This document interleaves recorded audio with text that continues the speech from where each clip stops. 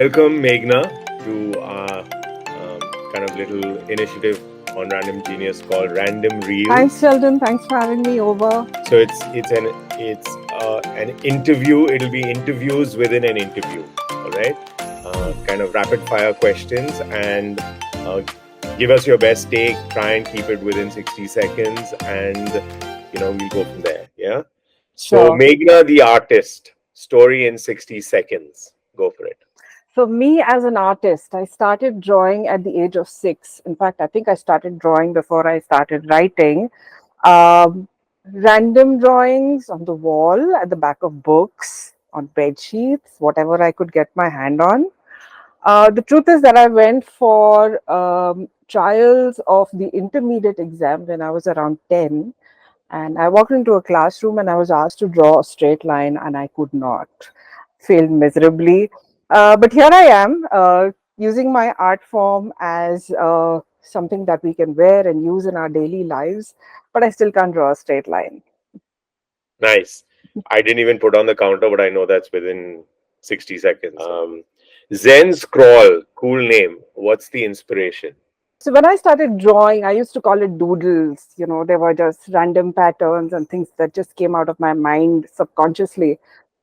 Somewhere down the line, I realized that it's neither a doodle, nor was it a mandala, nor was it a Zentangle, nor was it a Zen doodle. And all these art forms actually exist. They're dictionary words. So my mom came up with this idea and she said, let's just call it Zen Scroll. Let's just give it a name of its own. And yeah, that's how it came into being. So Zen being Zen, this art form is actually very therapeutic. It makes me feel great. I do it when I'm having a bad day or I'm actually stressed out, and it's something that comes very, very naturally to me. So the Zen comes from the state of mind that I have when I draw, and the scroll is, of course, something that you just scribble continuously. So that's how it came up, Zen scroll. So, do you do art for art's sake or commerce?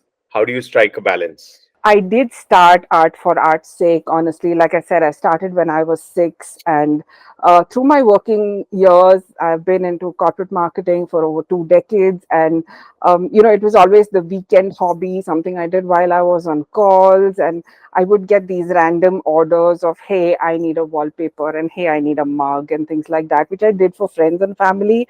And a couple of years ago, during my isolation and COVID brain fog, I finally decided that, hey, this is what I'm meant to do. So I decided to take it to the next level and make a business out of it. Uh, it's the best way to say I enjoy what I do. I love my job. That's what everyone strives for, right? Ultimately, to find what you love and love what you do. Absolutely. So, tell us a little bit. I mean, on your Insta feed, I often see celebrities appearing. So, tell us about some of your celebrity customers. I've had the opportunity to be recognized, and my products are being used by Shishir Sharma from the television industry. There's Delnaz Irani, there is Divya Seth Shah, uh, uh, Achint Kaur, and actually there are a whole lot more who have really liked my work, and I'm so grateful for that because they've appreciated the effort that goes into actually drawing art on paper and then digitizing and convert it into functional must-haves. So they're wearing clothing that's been drawn by me. They're using my lamps, my salad bowls, paper napkin holders, all kind of products that I've created, which have just started with pen and paper. How do you manage work and home? Well, the balance that I am being able to strike is purely because of my family. I have a super supportive family. They have my back all the time. They're willing to help me, right from my husband, my son, my parents, my in-laws. They're always pitching in and making sure that, there are no hurdles for me and that I have the time to focus on what I'm doing. So yeah, that's been great. My son is 15. He's training to be a drummer. Actually, we are all from a music background. I play the synthesizer. My husband plays the guitar. So music is a big part of the inspiration in what I do. You often see a lot of music inspired Zenscrawls in a lot of my work. So it's like a collective thing. They also ideate with me. They come up with random themes and random ideas which I can actually implement and make something out of. So it's great to work with them. Always grateful. We love the use of the word random very often. Um, so, what's next in the pipeline for Meghna and Zen Scroll? Right now, we're a small business based out of one corner of Pune, but slowly we're growing. I'm getting recognition from not just India, but our products are slowly trickling into the international market as well. We're building a reseller network, and the kind of feedback that we're getting is overwhelming. In fact, there are countries like Switzerland, which I always thought would like subtle colors and subtle designs, but they seem to like color and they seem to love my work, and it's been quite overwhelming. In the past 6 months there've been so much feedback coming in, so much of demand for the kind of art we're creating here, and the fact that it's all made here, made by hand, made in India, just makes me feel really proud and great about it. How does somebody buy your super stuff? Well, so I do have my website, which is www.zenscrawl.com, and everything is available there. I occasionally do pop ups and exhibits. I occasionally do exhibits and pop ups. I've only done Pune, Mumbai, Goa right now, but the plan is to increase the reach, to reach more people, have offline pop ups, tie up with stores all across India and hopefully the world. And yeah, eventually I am working towards having an exclusive studio where people can come in and see how things are actually being made, how I'm drawing and how I'm converting my drawings into things. Now I know it's a little late in the interview on the random reel to ask you, but give us a little more insight into the technique that you use. Sure, Sheldon. I think you're going to like this because the tech is just randomness. It all comes from the subconscious mind. More often than not, I've not even planned what I'm going to draw. I sit with pen and paper, I'm thinking about something else, and it just flows. And I look at it and I say, hey, that looks like a bird, or hey, that looks like a gramophone. So most of the times it's random, but yes, of course, working in a more structured fashion. Now that I'm working in a more structured fashion, we have themes and we have collections.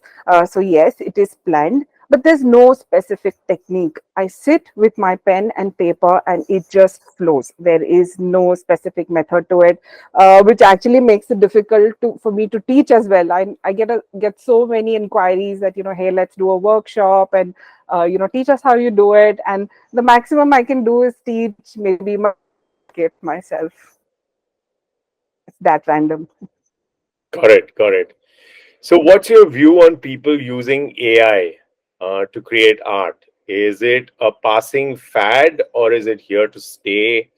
And what is an artist's take on it? Uh, Sure, that's an interesting question, Sheldon. AI is fast catching up and it's great, it's intelligent, it is going to make life easy for a lot of artists and a lot of people who use any kind of design in their daily lives. Um well, graphic design, you want to create a logo, you want to create a poster. In that sense, in print, it'll probably be useful. But the fact remains that AI is intelligence, but not heart and not soul, right? There are tiny imperfections in hand-drawn art which are so beautiful in itself. It's the heart and soul that the artist puts into that drawing which makes it what it is. And I don't think any amount of artificial intelligence will ever be able to replace what a true artist brings to the paper. So, well, is it going to replace art? No, it's never going to do that. I mean, yeah, some of the things I've seen are beautiful, but would I use AI generated art for something I want to put on a canvas on my wall? No, I don't think I'd ever do that. I'd rather go to an artist and pick up something that's been drawn from the heart. Which is a great way to sort of, bring this a little interview to a close. What's the favorite piece of art that you own from some other artist other than yourself? So Alicia Souza is a great muse for me. I follow Yes. I love her doodle art style. I love how she brings her personal life into her art. And I do own some of her pieces. I have, some boxes and some stationery from her, which I truly cherish. And, just having those around is motivation itself. So hats off to Alicia Souza. I love her work. So it's been fun talking to you, Meghna, on this, this inaugural episode of Random Reels. And thank you so much for your time. And, thank you for creating such amazing work. And, I have one piece of art of yours, and I've also a couple of others that you've created for me. And, I hope that this sort of partnership of ours blossoms into a lot, something more and something bigger. And I wish you all the best. More power to you, more power to real artists and what you do. And I hope this message goes far and wide. So, all the best. Take care. Thank you so much, Sheldon. It was great. The conversation was great. I love that we connect on randomness. So, all the best in everything that you do, and really look forward to working together in future. All right. Take care. Thank you. Okay, thanks. Bye Bye. bye.